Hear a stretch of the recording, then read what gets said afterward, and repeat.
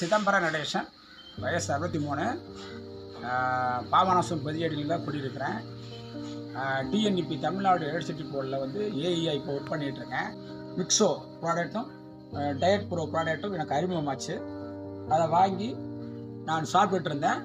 ஆனால் சாப்பிட்றதுக்கு முன்னாடி ஒரு ரிப்போர்ட் எடுத்து பார்த்தேன். அதில் உள்ள ரிப்போர்ட் படி HbA1c டெஸ்ட் 8.5ம் குளுக்கோஸ் லெவல் 197 இருந்துச்சு.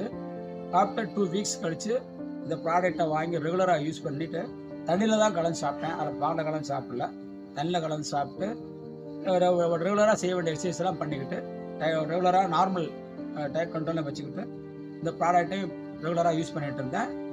அப்போ ஆஃப்டர் 2 வீக்ஸ் வந்து HbA1c டெஸ்ட் வந்து 1.5 குறைஞ்சு 7 வந்துச்சு, நார்மல் லெவலுக்கு வந்துருச்சு. அப்புறம் குளுக்கோஸ் லெவலும் 190, அதாவது 119 வந்துருச்சு. ரொம்ப சந்தோஷமாக இருந்துச்சு. ஏன்னா ரொம்ப ஷார்ட் பீரியடில் ஃபாஸ்ட்டாக கண்ட்ரோல் ஆகிடுச்சு.